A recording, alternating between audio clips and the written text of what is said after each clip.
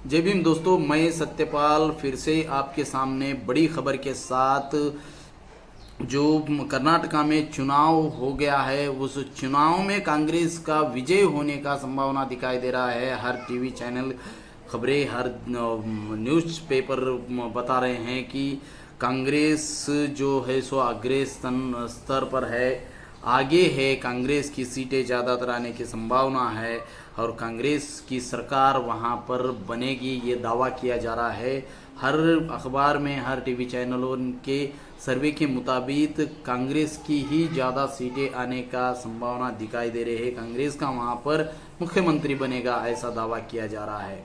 दोस्तों, कांग्रेस ने 224 स्थानों पर अपने स्थानों पर चुनाव लड़ा है। उसमें दावा किया जा रहा है कि एक इंडिया टुडे एक्सिस मई इंडिया चैनल के मुताबिक, खबर के मुताबिक 122 से लेकर 140 स्थानों पर कांग्रेस का विजय होगा, यह दावा किया जा रहा है। और भाजपा का 62 से लेकर 80 स्थानों पर भाजपा जीत हासिल करेगी और जेडीए जो है सो 20 से 25 उनके स्थान आएंगे, ऐसा दावा किया जा रहा है। और फिर से यहाँ पे एबीपी न्यूज़ सीवोटर यह चैनल भी करा है कि 100 से 112 सीटें कांग्रेस की आएंगी, भाजपा को 83 से लेकर 55 सीटें भाजपा को आएंगी। और इस प्रकार से और एक न्यूज़ 24 टुडे चैनल कह रहा है कि 120 सीटें जो है सो पक्की कांग्रेस की है, उसी के साथ भाजपा को 92 सीटें आएंगी और जेडीए को 12 सीटें आएंगी, ऐसा उनका कहना है। और जिस प्रकार से यहाँ पे इंडिया टीवी इसने भी कहा है कि 110 से लेकर 120 सीटें कांग्रेस आ जाएंगी, ऐसा हर अलग अलग चैनलों का कहना है कि कांग्रेस अग्रणी स्तर पर है, कांग्रेस का विजय होगा और कांग्रेस वहाँ पर अपनी सरकार बनाएगी। अगर जेडीए अगर भाजपा का गठबंधन होगा, अगर जेडीए और भाजपा मिलकर सरकार बनाना चाहेंगी तो कांग्रेस को यहाँ पर धोखा हो सकता है। कांग्रेस का यहाँ पर सरकार नहीं बन सकती है। अगर यह कांग्रेस जिस प्रकार से दावा किया जा रहा है 122 से लेकर 124 सीटें कांग्रेस के आएंगी तो कांग्रेस की पक्की सरकार बनने का चांसेस है। कांग्रेस का मुख्यमंत्री वहां पर बनेगा, कांग्रेस की सरकार बनेगी, फिर से लोग वहां पर नई सांस लेंगे और यहाँ से आगे जो है सो एक लोगों को अच्छे से राहत मिलेगी।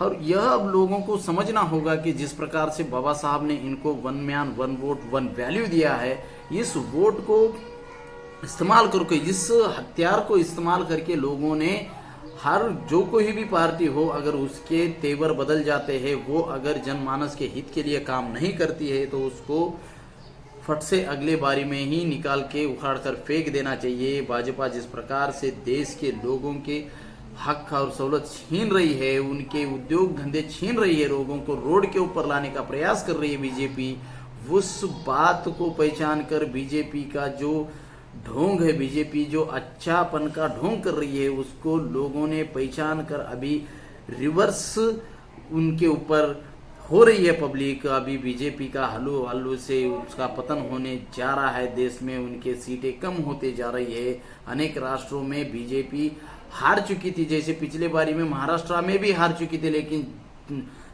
धोखे से सांसदों को खरीद कर उन्होंने वहां पर सत्ता फिर से उनकी कायम करने का प्रयास किया और वहां पे बीजेपी की ही सत्ता चल रही है। भले ही वहां पर शिवसेना की सत्ता दिखाई जा रही है, लेकिन बीजेपी का ही वर्चस्व है, बीजेपी की ही सत्ता है। वैसे ही अनेक राष्ट्रों में उन्होंने अपने सांसदों को खरीद कर सत्ता पलटने का प्रयास किया है। वहां जगह जगह पे हर राष्ट्र से, बहुत से राष्ट्रों से उनके ऊपर आरोप भी है। ऐसे धोखाधड़ी करके बीजेपी अपना हक जताकर अपना वर्चस्व दिखाना चाहती है, इस देश को फिर से गुलाम बनाना चाहती है, देश के जनता को गरीब रखना चाहती है, जिस देश के जनता को बर्बाद करना चाहती है बीजेपी। ये लोगों ने अभी पहचान कर, ये अभी लोग उनको उनकी औकात दिखाने की कोशिश कर रहे हैं। लोग अपने हक को दिए हुए हक अधिकार से ही उनको हटाने का प्रयास कर रही है। लोग अभी जाग रहे हैं। मैं ओबीसी बांधव से मैं यही विनती करता हूं कि आप जागिए। अगर आप जागेंगे तो ये देश कभी भी ऐसे लोगों के हाथ में नहीं जाएगा कि जो देश को बेचने का काम करेंगे। ऐसे लोगों के हाथ में देश कभी भी नहीं जाएगा। इस देश का ओबीसी जागना जरूरी है। ओबीसी को समझना जरूरी है कि उनके खिलाफ कैसे षड्यंत्र किए जा रहे हैं, ओबीसी को कैसे धोखा किया जा रहा है इस देश में। ओबीसी का वोट और राज्य किसी और का यह हो रहा है। अगर ओबीसी जाग जाता है तो इस देश की काया पलट सकती है, इस देश का अच्छा कानून चल सकता है, इस देश का लोकतंत्र बच के रह सकता है।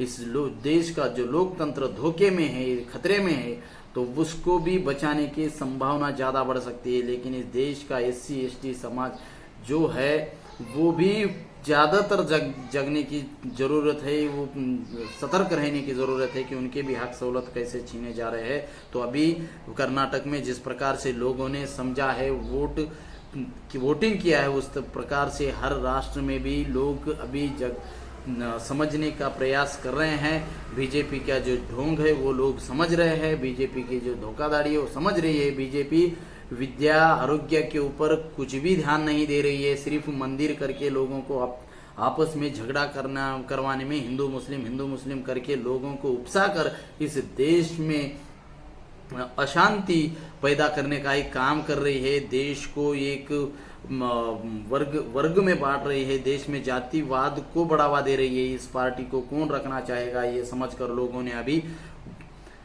उनका अधिकार बिताकर उनको वोट करके उनको हकालने का प्रयास अब कर्नाटका में हुआ है। देखते हैं 13 तारीख को चुनावी रिजल्ट है, उसके रिजल्ट आएंगे तब देखेंगे कांग्रेस कितना बहुमत से वहां पे अपनी सरकार बनाएगी। जय भीम दोस्तों।